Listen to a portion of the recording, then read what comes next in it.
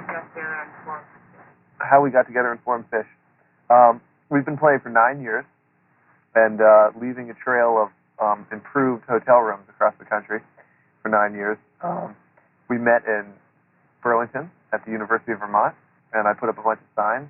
And one sign said bass player needed, and I answered that sign. He answered it. And became the bass player. There were three of us, three original members that exist now, 9 years ago, and the fourth has now found God. He was another guitarist. So we added the keyboards, and otherwise it's been the same band since our college days in Vermont, and we still live in Vermont. Home of Tabitha from MTV. She comes from the same town as us, and as I was saying before, the newspapers in Burlington were very excited, and everyone was excited when Tabitha moved into the news position on MTV News. So how would you describe your sound? It's a mixture of loud. It's kind of, to me, it's a mixture of loud and soft. It hones in on the medium. It's a cross between rock, jazz, funk, Latin, Broadway, and bluegrass. Is it easy to find audiences that are willing to listen that much? It's been easy for us, especially we like variety. I personally like variety a lot. I'm a big fan of variety, so in any one set, things will move from one area to another, and I think that people really enjoy it, especially live. Our last album, which is definitely worth buying,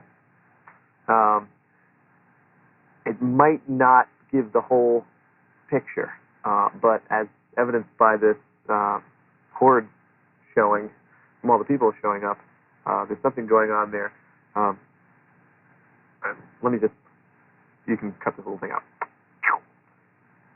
Ask me that question again, because I have a good answer for it. Okay. Hold on just a second. Sure.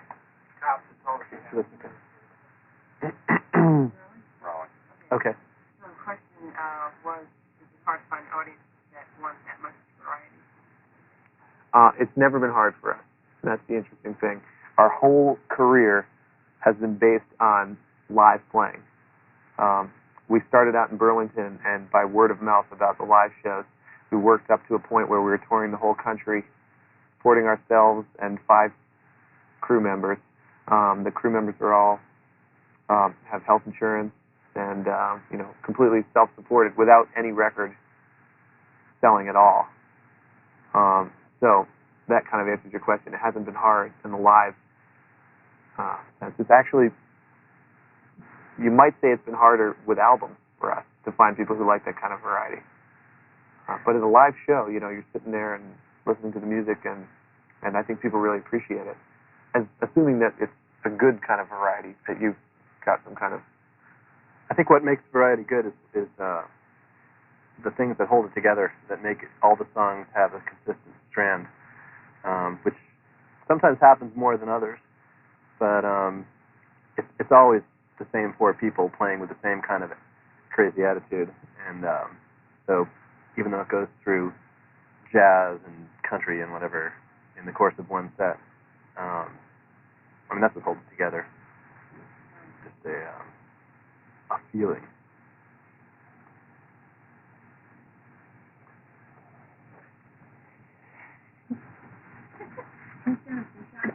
Yeah. So tell me about how you got onto this tour. This particular tour? Well, we're friends with a lot of these bands. The Aquarium Rescue Unit is the first band that played tonight. We've played with probably 15 tons.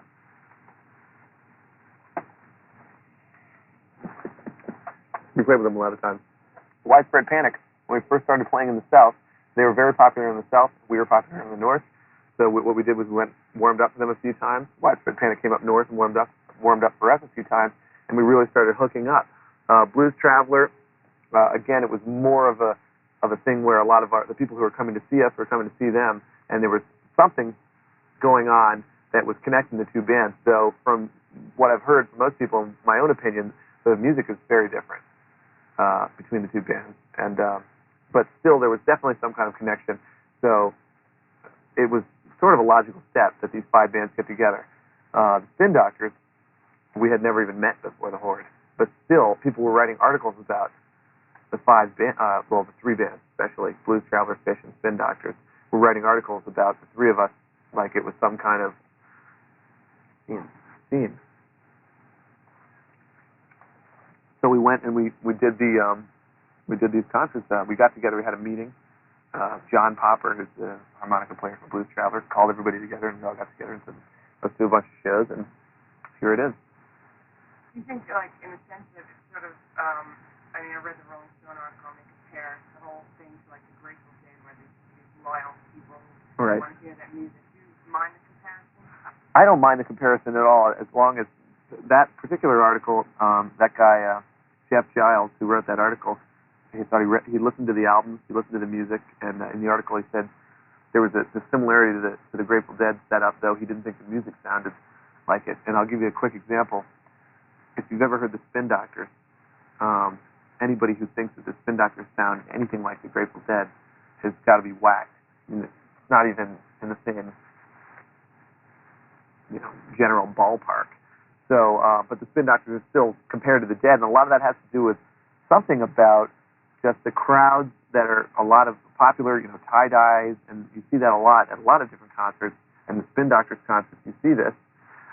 So people kind of tie that in with the Dead. But there are similarities in the business aspect of all five bands to the Dead setup, and that is that it's a family sort of organization where the crew members are treated as family members. They're generally given benefits, health insurance. It's not like you're a hired person. And I think that that's the biggest similarity, other than the fact that all five bands improvise on stage and do a different set every night. And that attracts Deadhead type music listeners. And people that will travel around to see Yeah. the band, since each night's going to be different. Yeah. Each song, and each time they play a song, it'll be different too. Right. It's always Hopefully. a different thing, hopefully. And the idea is to never do the same show twice. But really, I think the gist of it, what's tying it all together and why people are making some Grateful Dead comparisons probably, is that there's been to my ears, there's been a real lack of bands that their focus is playing live. Most bands through the 80s, their focus was making albums, and they toured to support the albums. All five of these bands are live bands. They play live, and that's what they do. They also make albums. And hopefully we can make some great albums in the future. I think all five bands would say this.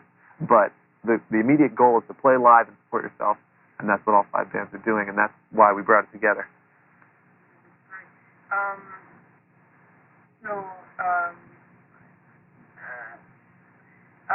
Tell me about the groupies and, like, this loyal, hardcore following that follows you with your influence. Yeah, actually, they've grown slowly over the years. Maybe for all the bands, it's sort of a similar kind of scene. It's not exactly the same. And they've grown on their own by trading tapes and that sort of thing, and just word of mouth. And the first time we got to California, the show sold out because people had already heard our, we didn't have a record deal or anything like that, but people had heard the tape. Yeah. Do you mind people bootlegging? Not at all. It's been bootlegging tapes has been what made us what we are. Who we am. Who we am.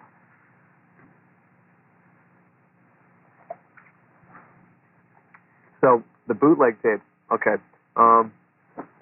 People tape the shows, they trade these tapes, and what we've got set up for us right now, I'll speak about us because all five bands have sort of similar things. We run. All five bands have sort of a similar situation, but for us, we've got a very large mailing list. We've got about 17,000 names on our mailing list, and that's growing. And we've got our some of our fans have set up this thing called the Fishnet computer network, international computer network, and anyone who has a computer can get on this thing. It tells you they have tape trees. For instance, this H.O.R.D.E show, whichever one they're going to allow taping at. Some of them they don't allow taping, but we'll take a tape from the H.O.R.D.E show. We won't. Some fan will.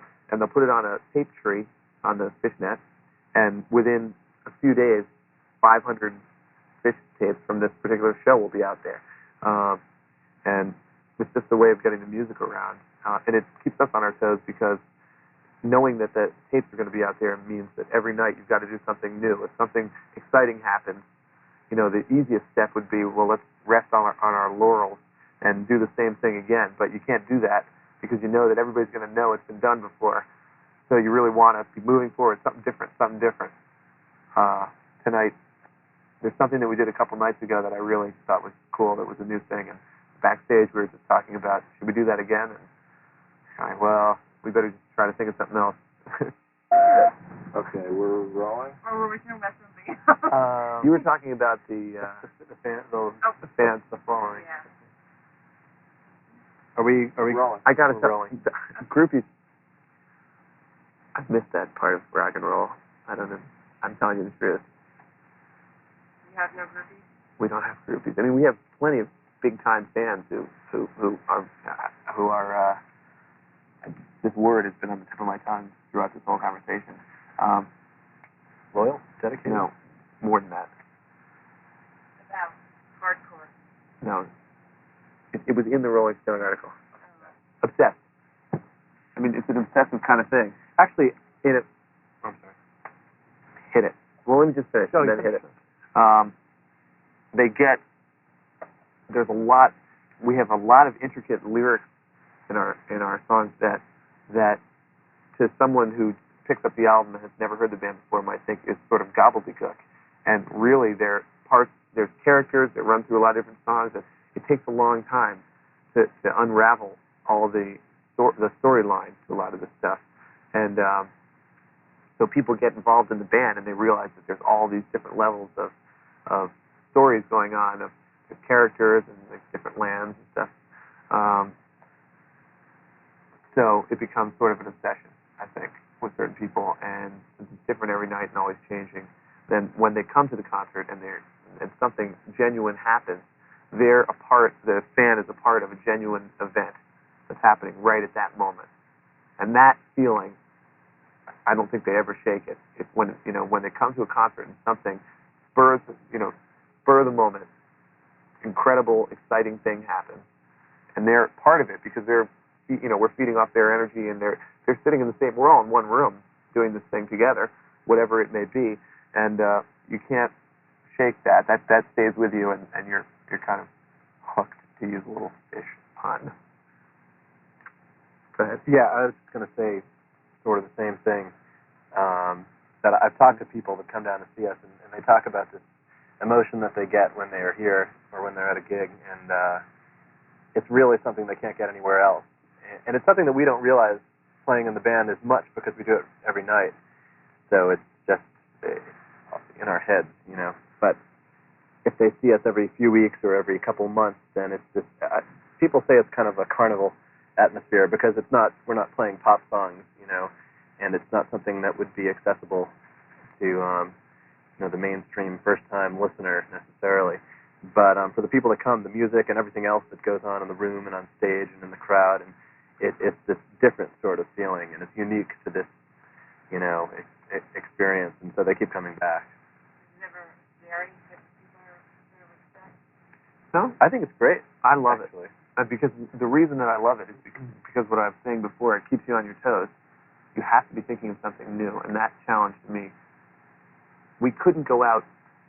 We did 4 gigs on this H.O.R.D.E tour, and the first gig and the third gig, we played 3 of the same songs. We didn't, we played the first gig, we played, second gig, we did all different songs except one. The third gig, we played similar songs that we played to the first gig, and I heard from people, because they're following us around. They said, why don't you play? Because we have about 100 songs in our song list, and original songs. Most of them aren't on albums. So, whatever. The point being that I like it. I think it keeps things fresh and keeps things interesting. You've been on. Okay. Two more questions. So you guys have been constantly on the road for 9 years? No, not exactly. How extensive is the tour? We've been playing for 9 years. We're on the road plenty now. 7 months. 7 months out of the year. And when we started, though, it's been a very slow process for us, and we've been in no rush, and I like it that way. I hope it continues to be slow. not in any rush to go anywhere. But we started in Burlington. We slowly moved out to, that's in Vermont, home of Tabitha. We slowly moved out to New Hampshire, and, you know, got a gig in Massachusetts, got a gig in New York, went down south, went to Colorado. This is over a period of years. And eventually, by heavy touring, built our way up to touring the whole country, and then we just finished our first European tour, where, again, we were, you know, maybe we convinced 100 people in Europe. That's the way I feel about it. We had one very strong gig over there, and the rest were, because we were the warm-up act for the Violent Femmes. But, you know, it's been a slow thing over 9 years, and it keeps getting more touring because more and more. You see yourself touring like 20 years from now, still together? Good chance of it. I hope so. We get along very well for a band that's been playing for 9 years, and things to me don't really feel any different now than they did 9 years ago. I mean, the experience of going on stage and having a great musical experience is the excitement of this band. And I don't care if tonight there's 12,000 people or something, and 9 years ago there was 2 in the room. And I'm telling you, it really doesn't feel any different to me. If we play well, it's exciting, and if we don't play well, it's frustrating.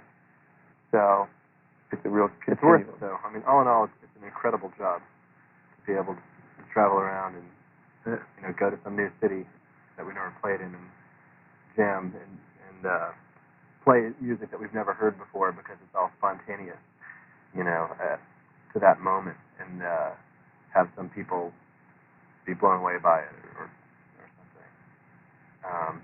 So if we could be doing that in 20 years, then I'd like to be doing it. Things are going to come into play, of course. None of us are married, including in the crew. No one has any children yet. So in terms of the heavy touring schedule, my philosophy is a little bit that let's do it, because let's do it now, because I'm hopefully gonna have a family, and then we'll have to figure something out. Take the family on the road, or not tour quite as much. I don't know. We'll see what happens, but that will be another issue when that happens. Last question, videos. Will you ever make one? Oh, I assume. We were planning on making one for this last album, and it was going to be an animation, and it ended up just being too expensive and too time consuming, and everybody wanted the video done by July, and it's July now. The video isn't done. What do you say to that, Mike? I agree. The video isn't done. Great.